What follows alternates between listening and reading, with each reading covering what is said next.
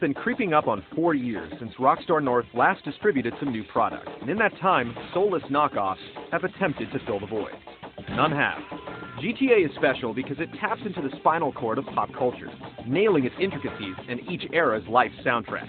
Information has been slow to trickle on Grand Theft Auto 4, but finally, the new dawn of open-world games has come. So this is the American dream.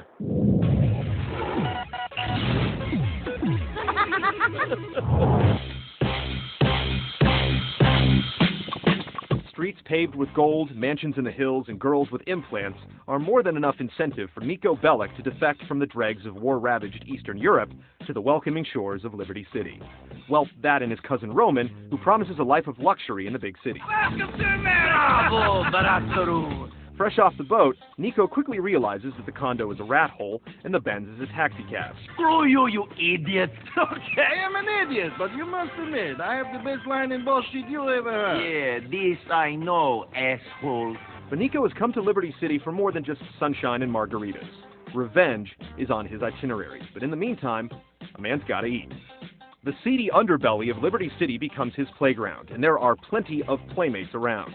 Protagonists in prior games in the series have always been hard, and therefore hard to love. This isn't the case with Niko. He's much more human, showing empathy, sympathy, and fearless loyalty. You might let some Russian asswipe bang your woman, but I won't. You want him to win, and the usual parade of Rockstar whack jobs provide buoyancy and give the game the sense of the unexpected the GTA franchise has built its name on. This is one of the few game stories that can hold up to high-end action flicks, and it's thanks to some incredible voice acting and a slick script. What's your name again? Big Mouth Brick. Very catchy. Sit down. Cousin, Niko. That's it, Niko. Not Big Mouth Brick. You're a funny guy. I try. It's rare that you care about the characters in video games, but the plot shifts here won't come and go unnoticed. Where is our money? I don't know. I didn't rob you.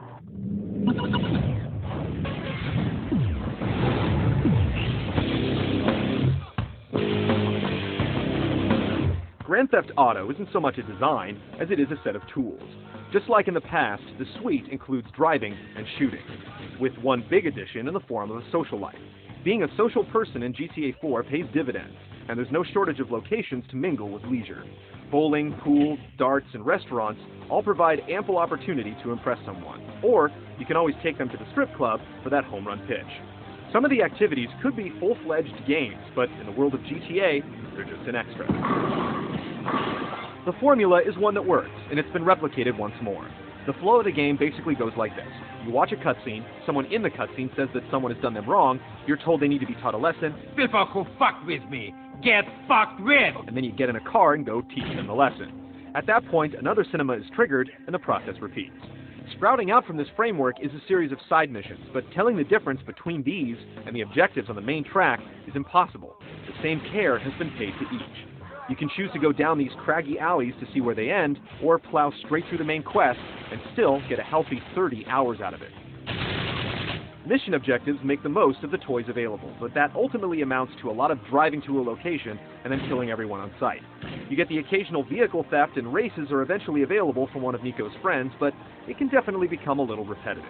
The beauty of this franchise is that if you begin to bend to the grind, you can go postal and just freestyle it. The farther you get in the game, the more acquaintances Niko makes.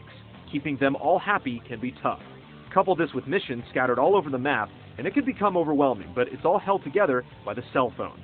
The cell allows Niko to get mission objectives, coordinate dates, or receive special services and jobs from friends. It's also your gateway to the incredible multiplayer options. Straight from the single-player game, you can jump online and slug it out with 15 other players. They were the first ever online options for a console-based GTA game, and Rockstar hasn't just dipped its toe in the water. You begin by creating a fairly simple character, and then you can jump into the action across more than a dozen different gameplay types. Even a typical deathmatch isn't so typical when you have free reign over what amounts to the majority of New York City. There are no boundaries. You can go anywhere and do anything, but the anchor comes in the form of spawn points, weapon location, and game type. This playground provides some interesting propositions for cooperative play, as well as a myriad of competitive modes unlike anything you've played before. One mode has players racing to complete a set of missions, another has one team as the cops, and the other as the robbers. Even the racing is given a new twist when weapons are involved. You're not going to get much more mileage out of a $60 game than you will with Grand Theft Auto 4. The single-player mode will take a full work week to complete and has almost limitless replay value for creative types. And the customizable multiplayer is going to shock people.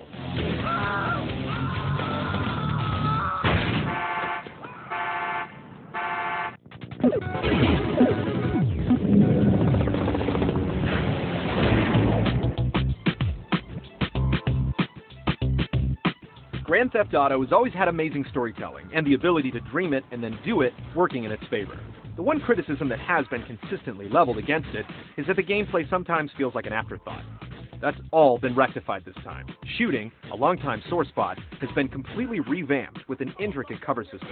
Some of the control mapping is a little bit odd as Rockstar chose to do things its own way in some respects, but once you wrap yourself around it, the functionality is right up there with the best. Shooting out of vehicles has also been revamped, allowing you to target your shots with the right analog stick while you steer with the left. Lock-on can be a little finicky, but you won't be able to blame the game this time if you're downed in a gunfight. Enough can't be said about how much the new Euphoria physics engine adds to the game. Aside from the obvious joy of watching people interact with fast-moving cold steel, the physics have really been applied to the vehicles. Drive up on something, and the shocks will decompress, allowing the wheels to drop. Knock something over, and it pushes and bashes as if it has real weight. The physics also allow the hundreds of cars to all handle differently. If you play a lot of racing games, it can take a while to feel comfortable taking turns at high speed. The vehicles simply don't like to turn while braking.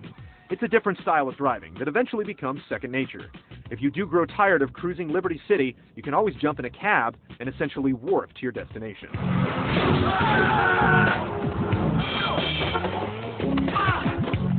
The foundation is poured with the shooting and driving, but the house is built on the details. You can stop by the Twat Internet Cafe and search the web for dates, check your email, or browse over 100 different websites. You can download ringtones and wallpapers for your cell phone, weave through traffic that changes based upon the time of day, press the B button at any time to get a cinematic view of the proceedings, or go to a cabaret for full-on performances that will boggle the mind. You'll see something new every time you play. This is definitely the most accessible GTA of the lot. A concerted effort has been made to stem the tide of controversy and frustration. Sure, you can pick up hookers and take them to a back alley, but the women are still clothed, and Niko often apologizes to his victims. Sorry! The difficulty has definitely been quelled. You'll go through long stretches of the game where you'll never die or fail a mission. The wanted system has also been tamed, as it's much easier to lose your wanted level with a new circular zone to escape. We completed the game with only being busted a couple of times. Toss in the elimination of the in-depth character evolution from San Andreas, and you have a much more streamlined game that more people will be able to enjoy.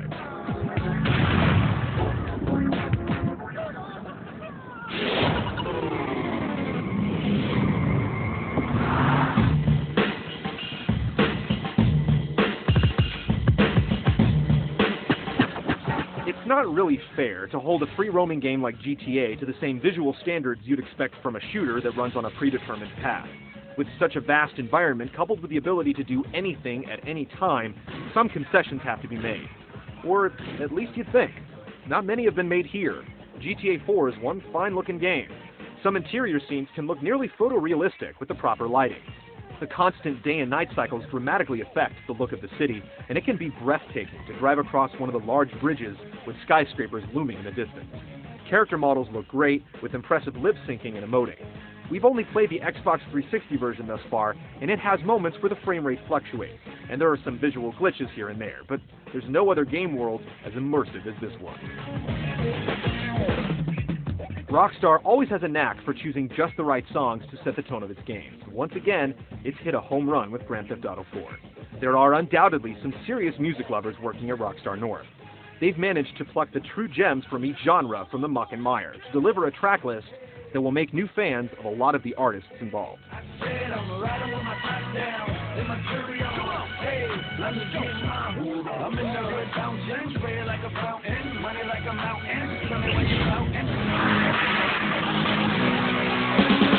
Grand Theft Auto 4 is the sex, drugs, and rock and roll of video games. It's a little less brave and intimidating this time around, but it's also the most refined and polished game in the franchise's history. This kind of sheen is generally reserved for titles with a much smaller scope. It's been one of the marquee games in the industry for years, and the addition of a killer multiplayer component puts it over the top. Few games manage to deliver on the hype, but this is one that does.